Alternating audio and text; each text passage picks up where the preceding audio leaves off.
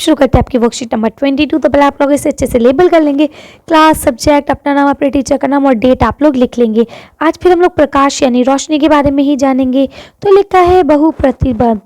अच्छा, एक बात और आप लोग के साथ शेयर करनी थी कि जो आपका सिक्किम का प्रोजेक्ट आया है वो मैंने उसकी अलग से एक वीडियो बना दी है कि आपको कितने उस पर प्रोजेक्ट बनाने हैं, किस तरह से आपको प्रोजेक्ट बनाना है, वो प्रोजेक्ट बनाना इंपॉर्टेंट है कि नहीं है, उसकी लास्ट डेट ऑफ सबमिशन क्या है, वो सारी चीज़ें और किस तरह से आप उसे बनाएंगे, उसके अंदर क्या क्या कंटेन होना चाहिए, वो सारी चीज़ें मैंने आपको पॉइंट टू पॉइंट समझाई हैं। अगर आप लोग चाहें तो उस वाली वीडियो को हमारी देख सकते हैं। ये प्रोजेक्ट आपके 6 to 12 हर क्लास के बच्चे को दिया गया है, तो जो बच्चा उसे देखना चाहे वो देख सकता है। चलिए तो हम लोग फिलहाल वर्कशीट को पढ़ना शुरू करते हैं। तो देखिए यहाँ क्या लिखा है। परिवर्तित प्रकाश की किरणें यदि दर्पण पर पड़ती हैं तो वह फिर से परिवर्तित हो जाता है। यानी कि देखिए जिस तरह से आप यहाँ देख सकते हैं कि एक जो रिवर्स मिरर है उसके ऊपर अगर दोबारा से कोई इमेज पड़े तो वो और ज़्यादा हो जाता है। याद कीजिए जब पिछली बार आपने किसी हेयर ड्रेसर के पास गए तो उसने आपको एक दर्पण के सामने बैठाया था। बाल काटने के पश्चात उसने आपके पीछे की ओर एक दर्पण रखा था, जैसा कि आप यहाँ देख सकते हैं, है ना। इस दूसरे दर्पण की सहायता से आप सामने वाले दर्पण में ये देख सकते हैं कि आपके बाल कैसे कटे, यानी पीछे से आपके बाल कैसे कटे ये आप देख सकते हैं। परिवर्तित प्रकाश किरणों को पूर्ण किसी दर्पण की मदद से परिवर्तित किया जा सकता है। यानी जो चीज़ें पहले आपने शीशे में देखा वो आपको उल्टी दिखी, ठीक है, और उसके बाद फिर आप अगर उसे दूसरे शीशे में देखेंगे तो वो चीज़ आपको दोबारा से सीधी दिखने लगेगी, जिससे एक से अधिक प्रतिबिंब बनते हैं। प्रतिबिंब की संख्या दर्पण के बीच के कोणों पर निर्भर करती है। आपने कक्षा 6 में ये पेरिस्कोप के बारे में यानी कि पारदर्शी के बारे में भी जाना था। पेरिस्कोप में 2 समतल दर्पणों का उपयोग किया जाता है जो परिवर्तित प्रकाश को पुनः परिवर्तित कर देते हैं।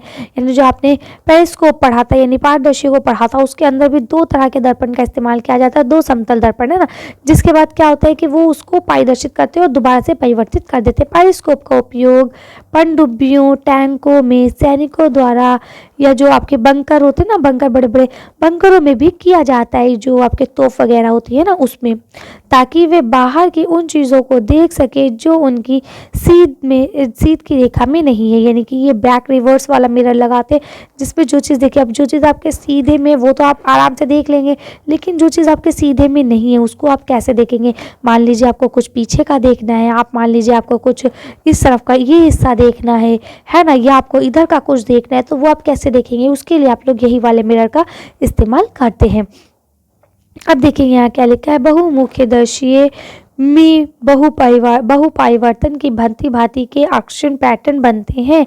आप अपना स्वयं का बहुपरिदृश्य बना सकते हैं। तो अब ये देखिए आपसे कहा गया है कि इसमें अलग अलग तरह से बनते हैं, इसको आप अपने आप से भी बना सकते हैं। तो यहाँ देखिए आपको एक्सपेरिमेंट के लिए आवश्यक सामग्री क्या क्या चाहिए। 3 समान आकार के आयत या समतल दर्पण चाहिए हैं, ठीक है, जिससे ये देखिए इस तरह से आप देख सकते हैं 3 एक साइज़ के शीशे लिए गए, ये रहे, ठीक है। उसके बाद आपको 2 कोणीय कांच लेने हैं, यानी कि कोण वाले कांच भी आपको लेने हैं, कांच के टुकड़े, है ना, कार्ड शीट लेनी है और आपको सेलो टेप भी लेना है और रबर बैंड भी लेना है। तो सबसे पहले क्या लिखना है, तीनों दर्पण की सेटअप्स को प्रिज्म के आकार में चित्र अनुसार कर ले। तो यानी सबसे पहले आपको इसे प्रिज्म के आकार में कर लेना है तीनों शीशों को, जैसा कि इन्होंने चित्र में किया है, ठीक है। इसे आप कर लेंगे तो ये क्या, त्रिकोणीय ट्यूब पर रबर बैंड या सैलो टेप लगाकर फिक्स कर दे।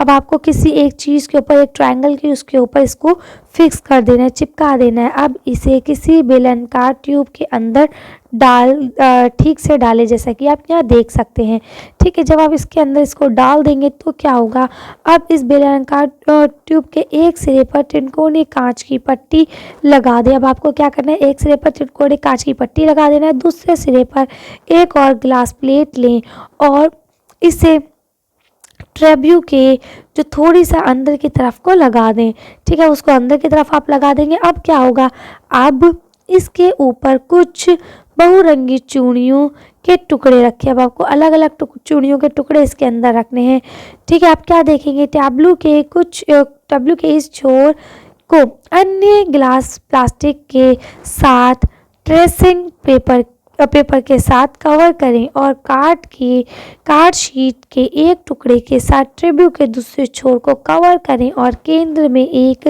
छेद करें ताकि इस छेद के माध्यम से अंदर का दृश्य दिख सके। जब आप इसे कवर अप कर लेंगे और उसके बाद एक बीच में छेद कर लेंगे ताकि आपको इसे अंदर का दृश्य दिख सके। जैसा कि आप यहाँ देख सकते हैं किस तरह से इन्होंने किया है ना। कुछ कांच के टुकड़े अंदर डाल दिया, उसके बाद फिर इसे कवर कर दिया और फिर एक तरफ छेद कर दिया। अब आप देख सकते हैं तो अब क्या होगा, बहुमुड़ दृश्य तैयार है। तो अब क्या करना है, छेद के माध्यम से इसे झांकी और सुदन पैटर्न का मजा ले। तो आप अंदर देखेंगे तो आपको डिफरेंट चीज़ें आपको नजर आएंगी। ठीक है, तो इस तरह से आप लोग इसे आसानी से कर सकते हैं। यह पूरी वर्कशीट आपकी एक एक्सपेरिमेंट पे थी, आप लोग किसी बड़े की सहायता से और उनके प्रेजेंस में ही इसको करेंगे। ठीक है, चलिए अब आपके क्वेश्चन आंसर्स को देख लेते हैं। यहाँ आपका लिखा है स्वयं को जांचिए। पहला लिखा आपका क्वेश्चन इसके अंदर, पेरिस्कोप क्या है, इसका उपयोग कहाँ किया जाता है। तो अभी हमने पढ़ा था पेरिस्कोप क्या है और इसका उपयोग कहाँ किया जाता है। चलिए इसका आंसर देख लेते हैं। अब इसका आंसर यहाँ से लिख सकते हैं, पेरिस्कोप एक उपकरण है जो कई प्रतिबिंब पर काम करता है। पेरिस्कोप का उपयोग पनडुब्बी, टैंक और बंकर में सैनिकों द्वारा किया जाता है। ठीक है, क्यों, क्योंकि ये जो आगे पीछे की सब तरफ की इमेजेस है उनको दिखा सकता है आसानी से। तो आप लोग लिख लेंगे। चलिए अगला क्वेश्चन पढ़ते हैं। अब यहाँ आपका नेक्स्ट क्वेश्चन लिखा है, जब आप हेयर ड्रेसर के पास जाते हैं तो आप अपने सिर के पीछे की कटिंग कैसे देख पाते हो। यानी जब आप अपने बाल कटवाने जाते हैं, बाल सेटअप करवाने जाते हैं, तो आपको कैसे पता चलता है कि आपके पीछे के जो बाल हैं वो किस तरह के काटे हैं। इसके बारे में भी अभी हमने ऊपर पढ़ा था, है ना। तो चलिए एक काम करते हैं, इसका आंसर भी देख लेते हैं। तो देखिए आप यहाँ से आंसर लिख सकते हैं कि उसने मेरे पीछे एक दर्पण पकड़ रखा है। ठीक है, ताकि क्या हो सके कि मुझे पीछे का पता चल सके कि मेरे बाल कैसे कटे और मैं अपने सिर के पीछे के बालों को भी देख सकती हूँ, है ना। तो क्या है कि वो मेरे पीछे एक शीशे को ऐसे पकड़ लेगा जिससे मैं अपने बालों को पीछे से देख पाऊंगी कि मेरे बाल कैसे कटे। इसके बारे में भी हमने ऊपर पढ़ा। क्यों, क्योंकि इमेज जो है उल्टी बन के सीधी हो जाती है। जब एक मिरर में उल्टी बन रही है, दूसरा मिरर उसको देखेगा तो वो दोबारा से सीधी हो जाएगी, है ना। चलिए अगला क्वेश्चन पढ़ते हैं। तो देखिए आपका यहाँ पे थर्ड क्वेश्चन लिखा है, बहुमुड़ दृश्य बनाने की विधि का वर्णन कीजिए। तो ये देखिए ये लिखा है ना, ये आपकी तैयार होती है छोटे छोटे छेदों के द्वारा। तो अब आपको क्या करना है, यहाँ से लेके आपको पूरा, यहाँ से लेके यहाँ तक आपको पूरा लिखना है। ठीक है, यही आपकी विधि है कि आपको किस तरह से उसके तीन शीशे लेने हैं, उन्हें जोड़ना है, किस तरह से उसे एक इसके अंदर पाइप में बेलन के आकार में करके रखना है, किस तरह से उसको चारों तरफ से सील बंद करना है और किस तरह से उसके अंदर आपको ऐसे कांच के टुकड़े रख के उसको छेद करके बटर पेपर से बंद करके उसको देखना है। ठीक है, तो ये सारी जो आपकी पूरी विधि है यही आपको इस आंसर में लिखनी है, इसीलिए मैंने ये टाइप नहीं करा है। ठीक है, तो आपको ये पूरी विधि लिखनी है, आप लोग लिख लेंगे। चलिए अगला क्वेश्चन पढ़ते हैं। तो देखिए यहाँ आपका लास्ट क्वेश्चन दिया गया, दो समांतर समतल दर्पण एक दूसरे से 40 सेंटीमीटर के अंतराल पर रखे हों तो इनके बीच रखी एक मोमबत्ती के कितने प्रतिबिंब बनेंगे। तो देखिए हमेशा याद रखिए, एक शीशा इधर है और एक शीशा इधर है, इनके बीच की चाहे कुछ भी दूरी हो वो मैटर नहीं करती। अगर इनके बीच में कोई एक बीच ऑब्जेक्ट आता है, कोई वस्तु आती है, तो उसकी जो इमेज होती है वो अनंत बनती है, यानी वो बनती रहती है हर बार। ठीक है, यानी 10 बार 100 बार अनकाउंटेबल बन जाती है। क्यों, क्योंकि वो एक देखिए ऑफिशियली एक इधर दिखेगी, एक इधर, फिर इधर की दिखी इधर दिखेगी, फिर जो इधर दिख रही है वो फिर इधर दिखेगी। तो इस तरह से इन्फिनिटी इमेज हो जाएंगी, इतनी ढेर सारी कि आप काउंट भी नहीं कर पाएंगे। ठीक है, तो चलिए इसका आंसर देखते हैं कि इसका आंसर हम क्या लिखेंगे। तो बस आप सिंपल सा लिख लेंगे अनंत, यानी इसकी जो इमेजेस बनेंगी वो अनंत बनेंगी, ऐसी बनेंगी जिनका कोई अंत नहीं है, इमेजेस बनती चली जाएंगी। ठीक, तो आप लोग इसे कर सकते हैं आसानी से। चलिए तो आज की वर्कशीट को यहीं खत्म करते हैं। आज की वीडियो में बस इतना ही। अगर आपको हमारी वीडियो पसंद आई हो तो प्लीज़ इसे लाइक और शेयर करें। अगर अभी तक आपने हमारे चैनल सब्सक्राइब नहीं करा तो प्लीज़ हमारे चैनल सब्सक्राइब करें। Thank you for watching.